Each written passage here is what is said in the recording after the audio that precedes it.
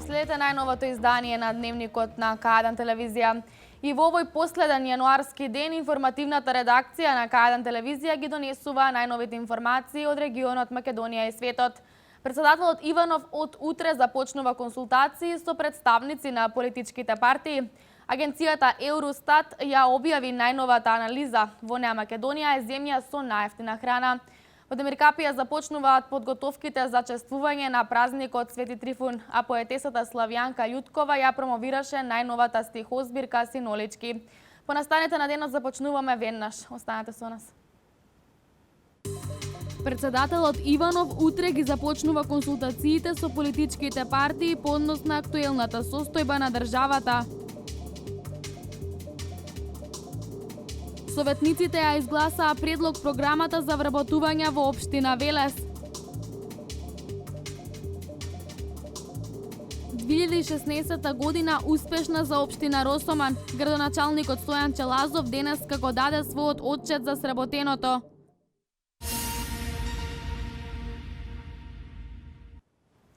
Триесет нови вработувања планира општина Велес, 10 во територијалната противпожарна единица, 25 во локалната самоуправа.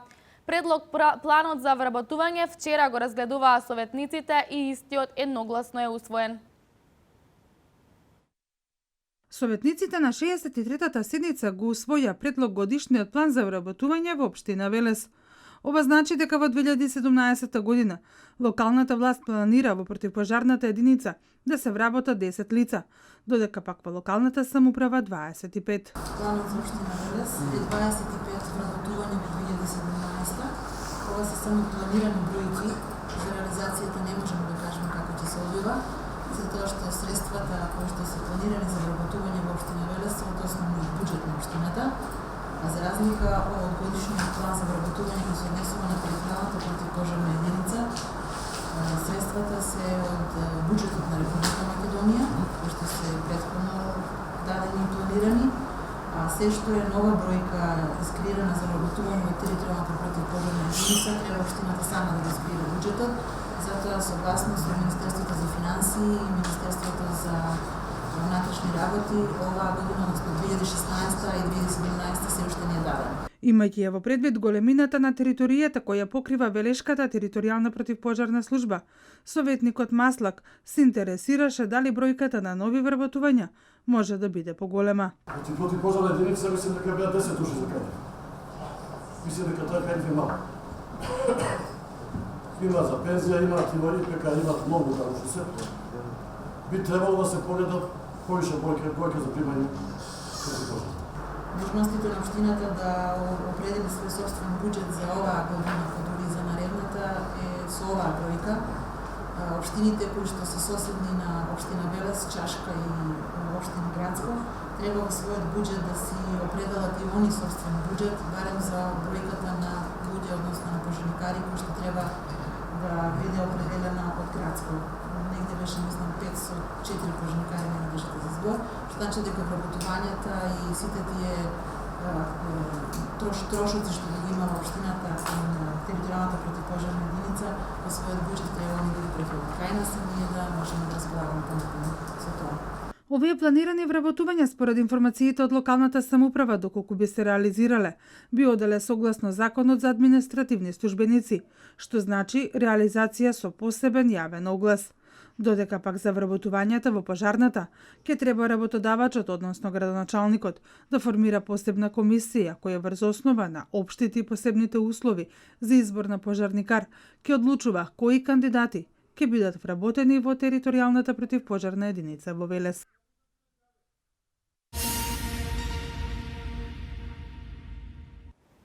Градоначалникот на општина Росоман Стојан Челазов денеска на пресконференција истакна дека 2016 година за општина Росоман беше доста успешна и исполнета со многубројни активности во сите сфери на општественото живење. А 2017 ќе биде година на заокружување на значајни проекти кои ќе останат во трајно наследство на идните генерации. 2016 година за општина Росоман беше доста успешна и исполнета со многобројни активности во сите сфери на општественото живење. Главен акцент беше ставен на патната инфраструктура, а меѓу проектите кои беа реализирани се поставување на тротоари во централното градско подрачје на Росоман и Сирково. Се уредија и централните градски подрачја на селата Паликура, Сирково, Трстеник, Деприште.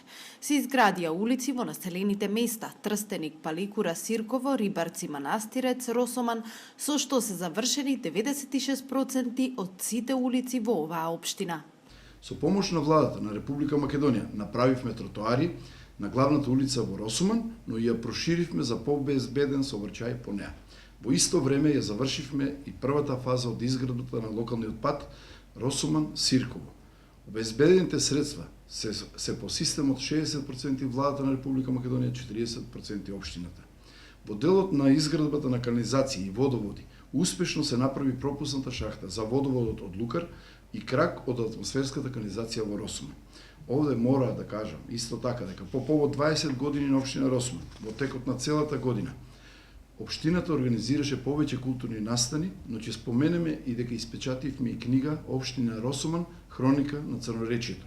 Градоначалникот Лазов ги најави и проектите кои општината планира да ги реализира оваа година.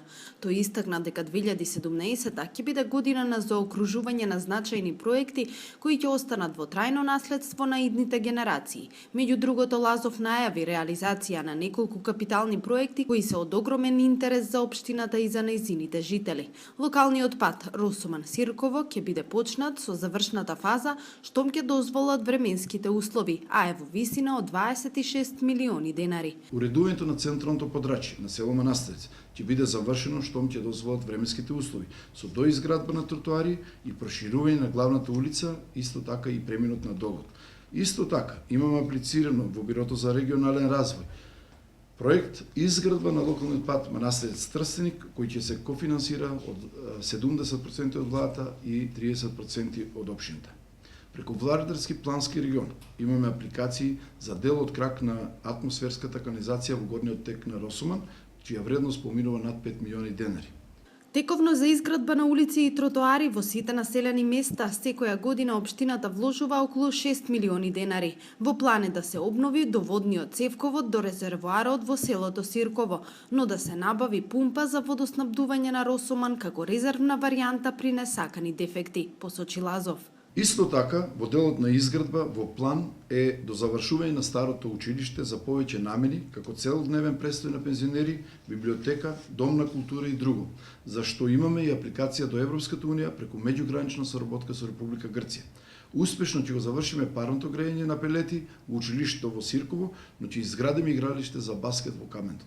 Како еден од најважните документи оваа година ќе го донесеме и урбанистичкиот план за Росоман. Нема да изостанат ни поддршката за спортските клубови и културно-уметничките друштва. Лазов потенцираше дека општина Росоман и тој како градоначалник секогаш ќе се стремат кон подобрување на условите за живот, слушајќи го гласот на народот за потребите кои се неопходни за квалитетен живот.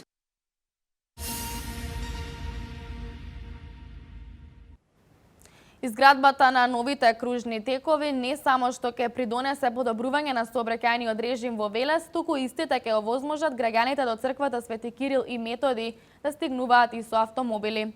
За сега пристап со автомобилите има само преку главната улица Благо Ѓорев. Новиот кружен тек што до крајот на оваа година ќе се гради кај семафорите во Велес ќе придонесе за полесен пристап до новоизградената црква Свети Кирил и Методи. Црквата ќе биде место каде ќе се случуваат голем број венчавки и крштевки, па токму поради масовноста на верниците. Градоначалникот Славчо Чадиев вели дека со изградбата на новиот кружен тек, граѓаните полесно ќе стигнуваат до црквата и со автомобили. За влевање со автомобили се надевам со новото решение на кружниот тек, бидејќи се нарачени веќе проектите за новиот турбокружен тек што ќе биде на тој дел од градот, односно кај сегашните семафори, да одвоиме една патека која би се движеле возила во тој правец. За сега пристап со автомобили до црквата има само преку главната улица Благој Ѓорев, но Чадиев смета дека со изградбата на новите кружни текови од семафорите до Панини ќе се растерети сообраќајниот метеж во градот.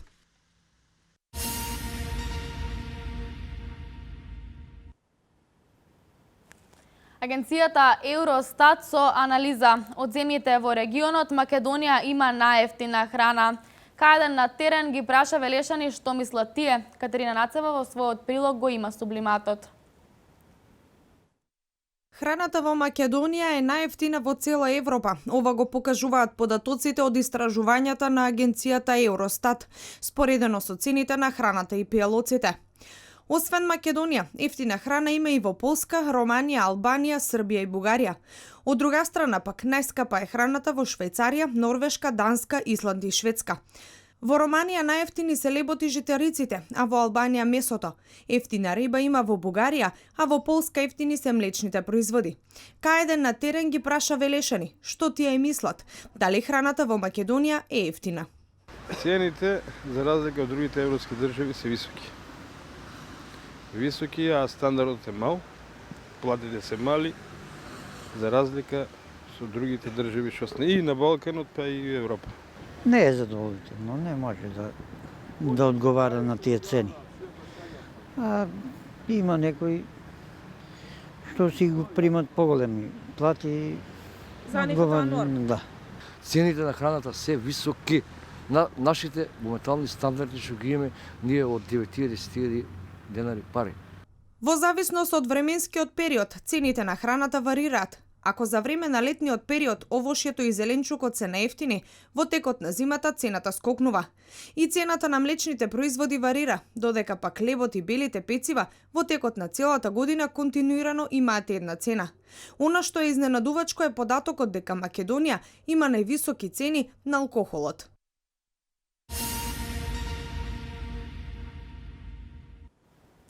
Во чест на празникот Свети Трифун, заштитник на лозарите, традиционално и оваа година ќе се одржи манифестацијата Недела на традицијата, каде во општина Демиркапија ќе се избираат најдобрите вина и ракии произведени во домашни услови.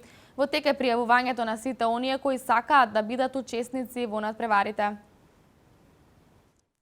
Најдобри вина и ракии произведени во домашни услови ќе избира општина Демиркапија во рамките на манифестацијата Недела на традицијата, која секоја година се одржува во чест на празникот Свети Трифун, заштитникот на лозарите. Мостри од домашно произведени вина и ракии од грозје ќе се земаат од домот на сите заинтересирани, кои сакаат да бидат дел од атрактивниот надпревар. Закројувачите на винови лози на лице место ќе имаат можност да ги покажат своите вештини во резидбата, која е актуелна во овој период од годината во лозарството, во Тиквешко како најголем регион за лозаровинарство во Македонија, соопшти од службата за информирање при Демиркаписката локална самоуправа. Покрај оваа манифестација, општината и ценето организираат и надпревар за најдобра традиционална трпеза, во кој ќе учествуваат групи на заинтересирани, кои на овој начин ќе ги покажат своите кулинарски способности. Во тек е пријавувањето на сите оние кои сакаат да бидат учесници во надпреварите.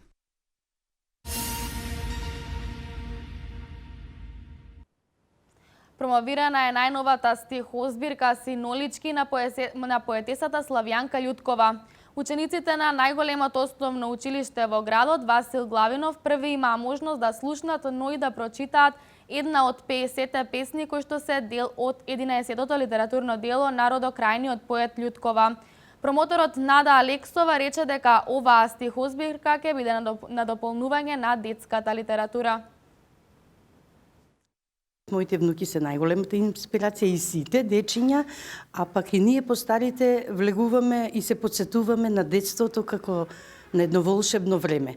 Така и јас навлегов повторно во детството, се вратив за да ги создадам овие песнички. И многу ми е драго што учествувам и сум тука присутна во Васил Главинов, затоа што од тука пораснав, учев и се наградував.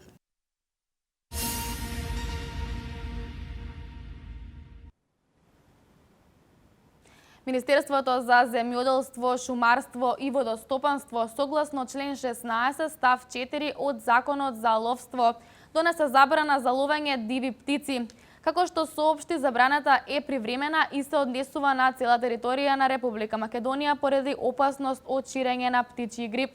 Забраната на ловење диви птици стапува во сила веднаш и ќе трае до нејзиното од повикување. Вестите од Македонија во продолжение. Председателот на Република Македонија Ѓорѓе Иванов денеска оствари средба со председателот на Уставниот суд на Република Македонија Никола Ивановски. На средбата Иванов истакнал дека досега постапувал исклучиво во рамки на своите права, должности и надлежности, почитувајќи го Уставот на Република Македонија, соопштуваат од неговиот кабинет. Председателот Иванов посочил дека и во однос на актуелната ситуација ќе постапува во согласно со уставните одредби и ќе постапува исклучиво во интерес на државата и на граѓаните на Република Македонија. Во тој контекст од кабинетот на председателот за МИА информираат дека Иванов утре ќе оствари поединечни средби со представници на политичките партии на кои ќе се разговара за актуелната политичка состојба.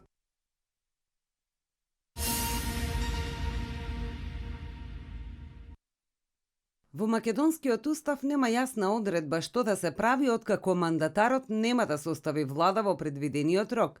Единствено со членот 90 се дефинира дека председателот на Република Македонија е должен во рок од 10 дена од конституирањето на собранието мандатот за состав на владата да го довери на кандидат на партијата, односно партиите што имаат мнозинство во собранието, а мандатарот во рок од 20 дена од денот на доверувањето на мандатот на собранието му поднесува програма и го предлага составот на владата. Но во македонскиот устав нема предвидена ситуација што доколку тоа не се случи, ниту пак е предвидена обврска на председателот на Републиката за консултации. За разлика од Македонија, во уставите на земјите од регионот, таквата обврска е јасно наведена.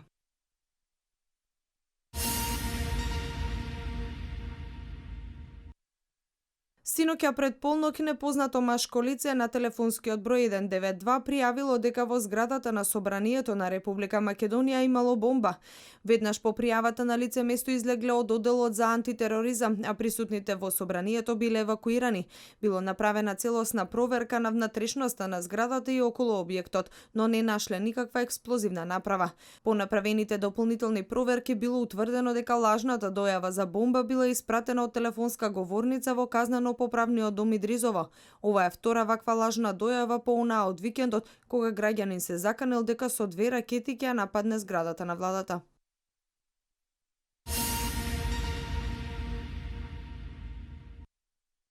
Четириесет и 9 програми во основно образование и 14 програми во средно образование добиле парични средства за реализирање на активностите кои се однесуваат на мултикултурализмот, меѓуетничката интеграција и толеранција во образованието, соопшти Министерството за образование и наука. Според министерот Лутфиу, ваквите активности можат да бидат предвидени во склоп на воннаставните активности или во склоп на редовната настава, а за реализација на истите училиштата може да се стегнат со парични средства во висина до 30.000 динари. Во квалитативна смисла од програмите се очекува планираните активности да имаат за цел интеракција на етнички јазично мешани групи, учесници во балансирани групи, учесници според етничка припадност, пол и возраст. Во интеракцијата, учениците од еден наставен јазик, една етничка група контактира со ученици од другиот наставен јазик, другата етничка група, со рамноправен третман на учесниците, постигнување конкретни заеднички цели со учество на сите застапени етнички заедници.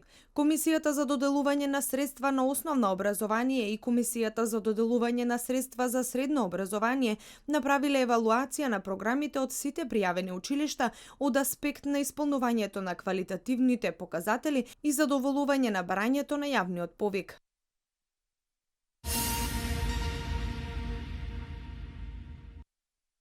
Агенцијата за храна и ветеринарство ја почна акцијата на убивање и нештетно отстранување на заболената живина во мороишта, затоа што е добиен позитивен наод на птичји грип, кој е високо патоген вирус и единствена мерка во овој случај е убивање и отстранување на живината. Акцијата се одвива во најдобар ред, а соработката со населението е добра, велат од агенцијата. Селото е изолирано. Полицијата дозволува влез само за жителите, а на излез се вршат проверки дали некој изнесува живина. Екипи на Агенцијата за храна и ветеринарство вчера извршиле попис на целата живина во 105 домаќинства, а утре ќе се врши целосна дезинфекција. Се врши мониторинг и во околните села, поради регистрираниот случај на птичји грип во Струшко Мороишта, Во селото ќе бидат убиени и отстранети околу 3000 единки живина. Собствениците ќе бидат обештетени од државата. Моментално има прогласено зони од 3 и од 10 километри, велат надлежните. Секаде каде што ќе се утврди присуство на вирусот, ќе бидат спроведени мерките на нештетно убивање и отстранување на живината.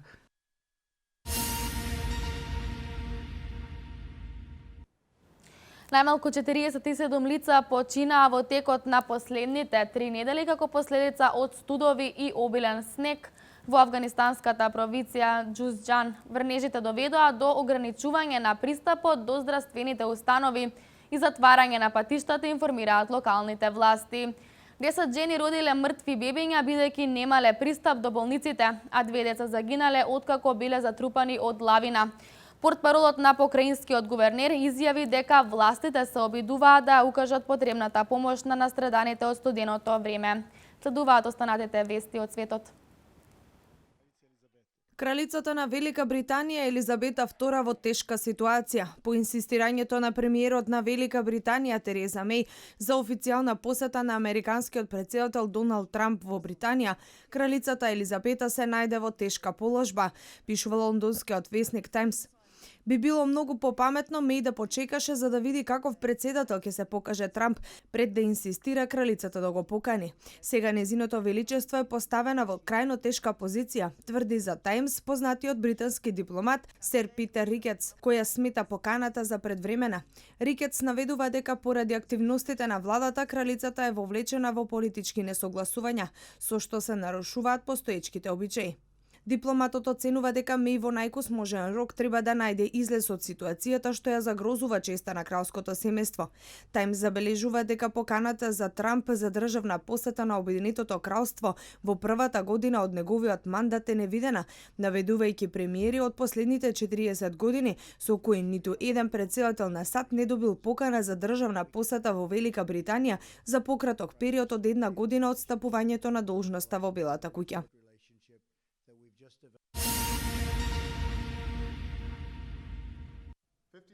Обврската да молчи 10 дена по излегувањето од Белата куќа, поранешниот американски претседател Барак Обама ја прекрши.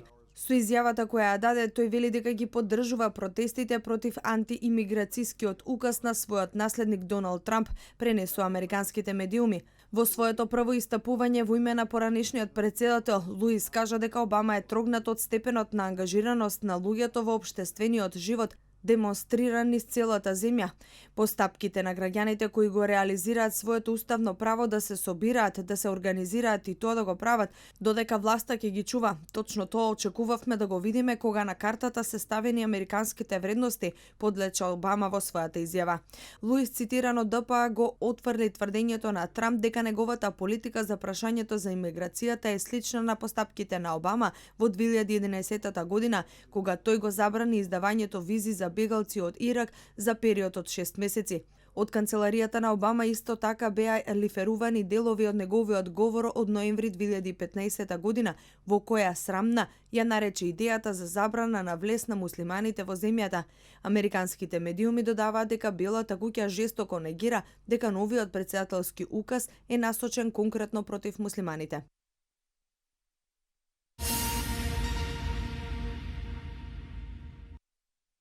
Американскиот претседател Доналд Трамп ја разреши министерката за правда и генерален обвинител на САД Сали Јејц по само неколку часа од како таа си го дозволи крајно необичниот чекор да и се спротистави на Белата куќа и да изјави дека незиното министерство нема да ги почитува ограничувањата за граѓаните од 7 доминантно муслимански држави да влегуваат на територијата на САД, наменети со претседателската извршна наредба на Трамп, затоа што таа ги смета за незаконски, доби отказ, пренесо британските медиуми. Сали Јејц на оваа функција беше назначена од претходниот претседател Барак Обама. На Јејц остана буквално неколку дена од функцијата, бидејќи се очекува Сенатот да го утврди сенаторот Џеф Сешенс за нов министер за правда, предложен од Трамп. За сега за овој краток период Трамп назначи нов веден министер, обвинителот на источната област Вирџинија Дејна Боенте. Информациите за итната смена беа лиферувани од Белата куќа на Твитер. Од нив тврдењата на Јејц се окарактеризираа како реторички и се посочи дека Трамп презел мерки во рамки на своите претседателски овластувања, потпишувајќи указот.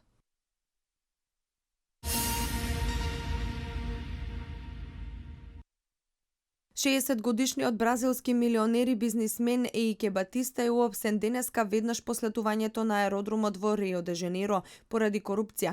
Тој е осомничен дека му давал мито на поранешниот гувернер на сојузната држава Рио де Жанеиро, а налогот за неговото апсење е издаден минатиот четврток, во време кога Батиста бил отсутен од земјата. Батиста се уште не е формално обвинет, бидејќи според бразилскиот закон единствено обвинителот може да покрене обвинение, но дури кога полицијата ќе ја заклучи истрагата. Батиста пред 5 години имаше нето приход од 30 милиарди долари, со што беше поставен на листата на 10 најбогати луѓе во светот.